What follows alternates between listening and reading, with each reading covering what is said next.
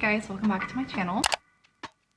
If you're new here, hi, my name is Katie Wismer. I'm an author. I write fantasy and romance books. Today we're doing my 2024 Wrapped Author Edition. Kind of like Spotify Wrapped, kind of like similar videos that I've made in previous years where I talk about how many books I sold in a year. We are going to do that stat, but I also have lots of other numbers and charts and graphs and all the things that my numbers loving heart will enjoy. So, and hopefully some of you will as well. If you end up liking this video, I've done them in years past. I'll have the old ones linked down below. And I also just had this video go up on Patreon talking about the income side of things. This one is going to be more about like unit sales and things like that. I'll still give you specific numbers, but it's not like dollar amounts. So let's just get straight into it. In 2024, I actually only published one book, which this might be the only year I've ever only published one book since the first year I started publishing. I just realized that. Wow. I published Tell Me It's Right.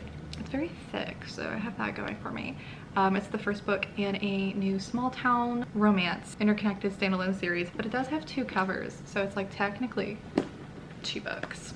And this is the only new book that I published this year, but I also had, I'm just gonna start adding to the stack, my omnibus for my Marionettes series. All 4 books are in this gigantic thing come out this year. This you can only get through me at in-person events, or I had them up on my website for signed copies. This is what the cover of that one looks like. And then also, I'm pretty sure this released like early this year. It was supposed to be the end of last year, but I think it got delayed enough that it was this year. Were the special editions of the Marionettes book 1 and book 2 from Luna and Lore. So it's technically more than just one. These are special editions done by the book box Luna and Lore.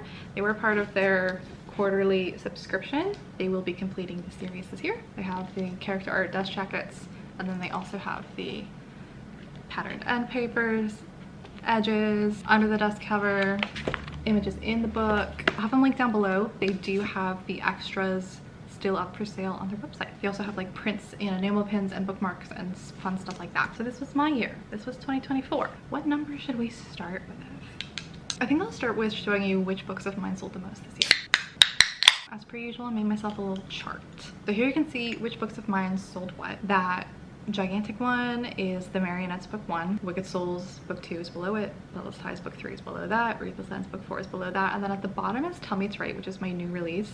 It came out towards the end of September, so it looks like it is selling well, but not as well as the other ones. It's actually been my bestseller like day by day and month by month since it came out. It didn't have as much time as the others, so even though this graph doesn't make it look like it, I consider it to be my bestseller this year. And then at the top of the graph are my poetry collections, which you like can't even see on the graphs because they have done nothing for me. And then those other 3 are my other 3 contemporaries. The question I often get is, what do my book sales look like based on what format? So this is what it looked like in 2024. Over 70% was coming from Kindle Unlimited, about 11% physical copies, that's paperback and hardcover, 9% for audio, and then 9.5% for just like outwardly purchasing the ebook. Kindle Unlimited is always a really big player for me, but honestly this year it's even more so than usual, I feel. That could be for a couple of different reasons. I mean, last year I had such a large chunk for physical copies because I did a Kickstarter that was really successful, and usually when I have a new release come out, that's when I get more physical sales. So if I had released more books, maybe I would have gotten more physical sales. Kindle Unlimited typically is where new readers find me because they're willing to take a chance on a book they've never heard of before when they don't like have to pay for it because it's included in their subscription. And I also do a lot of my advertising on TikTok, and I feel like the Kindle Unlimited crowd, the TikTok crowd, is just, they mesh well. So this isn't surprising to me. It's not ideal. I don't love being this dependent on Amazon, but Kindle Unlimited is also what allows me to be an author full-time. So like, we gotta keep doing what's working to pay the bills. So unnecessary evil. So my 2024 in numbers, for some other random things before I get into some more charts, I ended up posting 45 YouTube videos this year, not including YouTube shorts, like full-length videos, which honestly is more than I thought because I had been pretty inconsistent this year. But over the summer I posted like a vlog every single day for a month because I was just like into it. So most of them were all in like a short period of time. But 45 YouTube videos, 150,000 views among those videos, and then also like my older videos on the channel and stuff. I posted 12 podcasts on my Patreon page, 23 Patreon exclusive videos. I went on 5 trips, which I didn't realize it had been that many.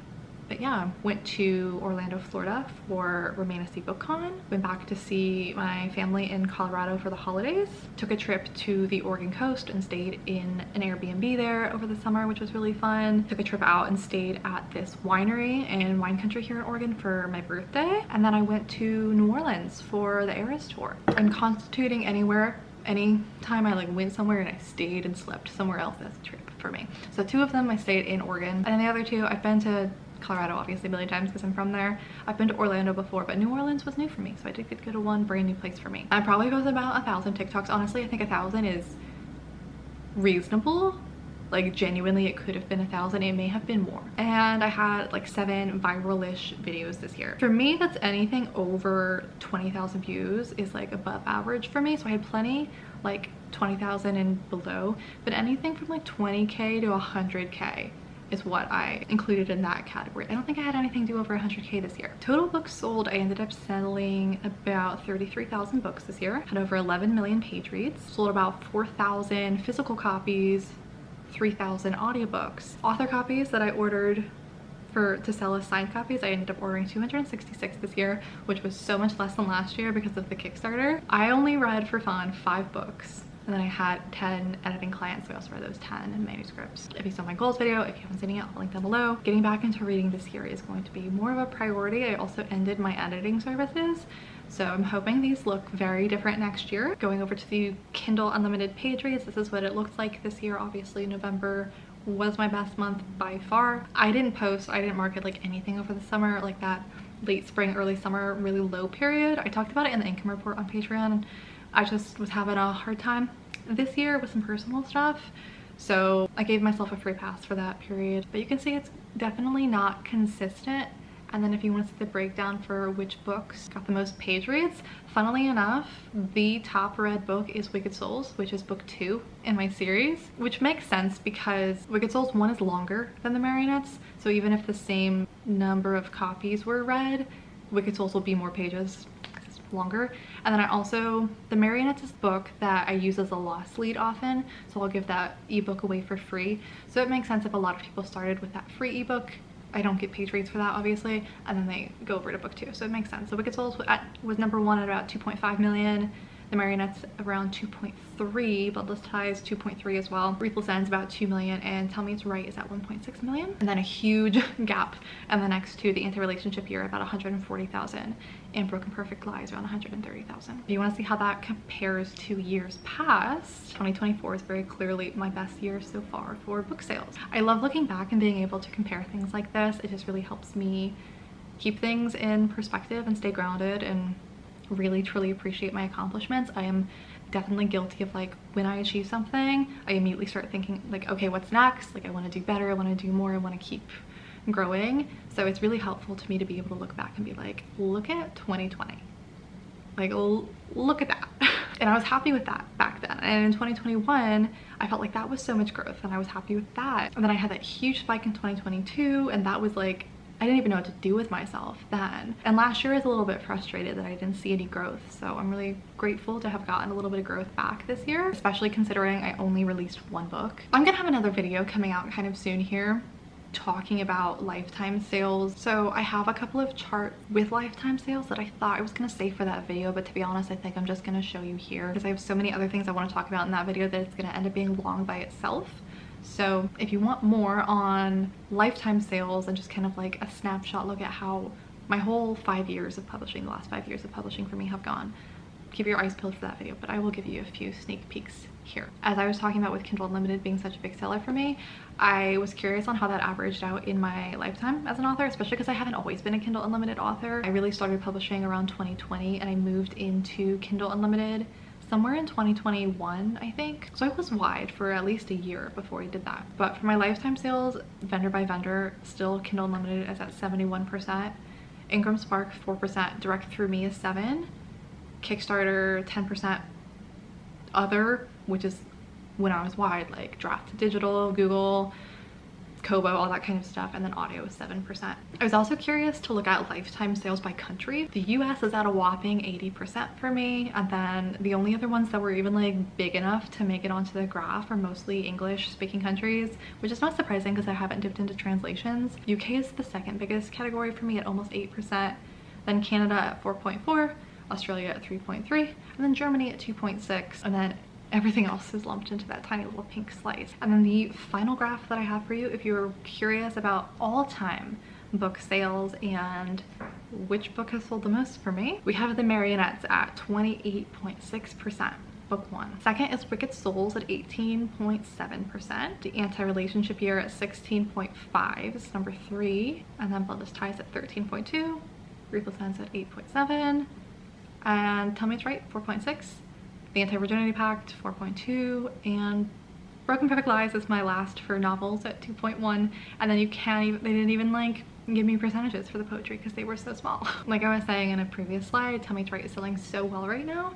So I am very curious to see how that one changes over the years. That's gonna be it for the charts. If you're curious about like the total number of book sales and all that kind of stuff, that will be in that 5-year wrap-up video, but hopefully this quenched your thirst for numbers a little bit. If you have any questions, as always, feel free to let me know down below in the comments. Now let me just see if I have any other reflections for 2024. It's such a blur. I feel like I have brain damage and memory loss, to be honest. I did make a list of things that happened this year to remind myself. In 2024, I had my best income month ever. That was in November, which was really exciting. I sold my condo. If you haven't been around for a while, in 2019, I bought a condo and I lived there for about 2 years. Then I moved here and I've been renting it out for about 2 years, and now I have finally sold it. I went to my first book convention in Romantasy BookCon. I spoke on my first panel at that convention, made a fool of myself and bet I did it. And I got to do that whole trip with my best friend, Paige, which made it, you know, that much more enjoyable. One of my favorite memories actually is my mom came here because she was going to the Eras tour with me. So she came here and hung out for a few days before we went to New Orleans, and I just have this memory of us sitting at my table making friendship bracelets, and she was wearing my Taylor Swift hoodie and we were listening to Taylor Swift, and she was like asking me questions and I was like explaining all of the lore to her, and it was just really cute. We went to like a pumpkin patch, did a corn maze and stuff together because this was in October. That was just a really fun time with her. And then obviously finally getting to go to the Eras tour was amazing. I'm so grateful that I got to go. I was so bummed to have missed out the first time around when she was in the US. So getting tickets this go around, I was so grateful to get to go.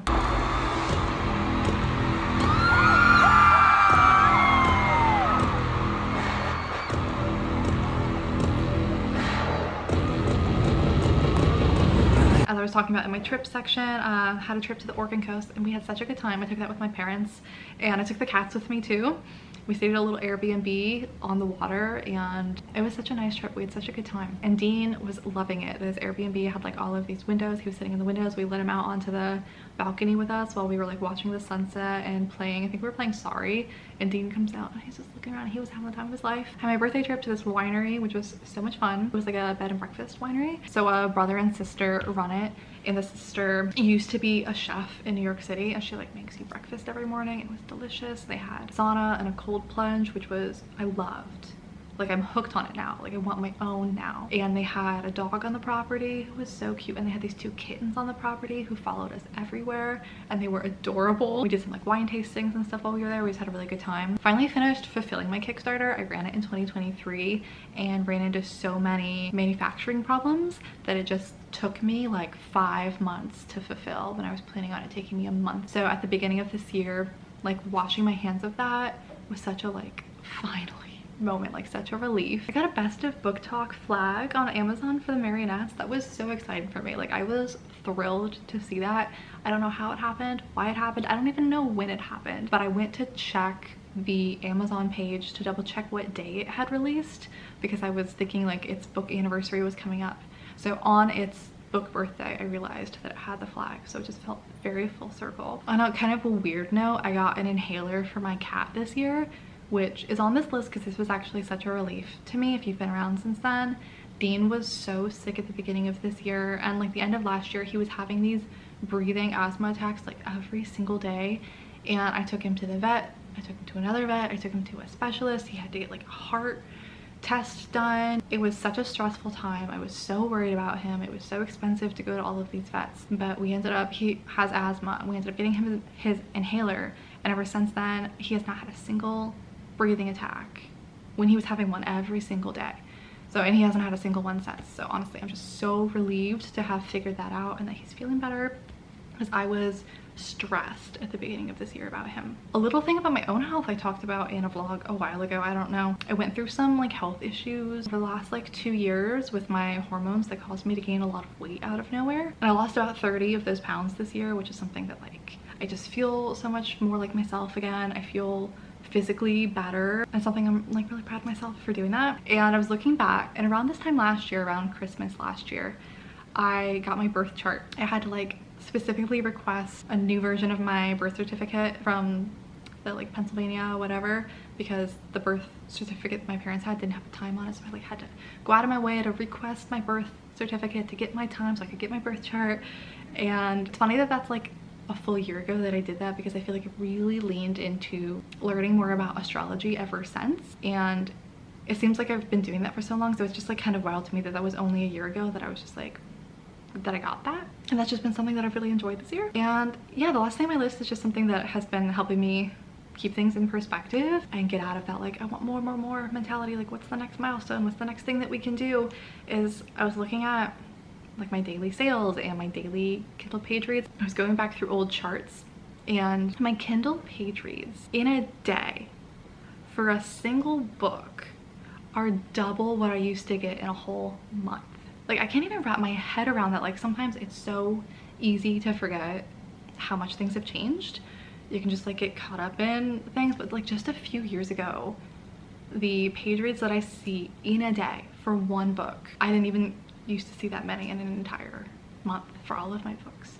So that's something for me to like remember, but I also hope potentially that that could give some kind of like, I don't know, inspiration and hope to any of you out there who are also authors. And if you're not where you want to be yet, like things can change so quickly, and just because you're not there yet doesn't mean you're not going to get there. That's the end of my list. Those are my reflections for 2024. I would love to hear about how your year went down below in the comments, or any goals that you have for 2025. Thank you guys so much for being here on the channel this year. I'll have tons of stuff linked down below in the description, and I think that's gonna be it. I'll see you guys in the next one very soon.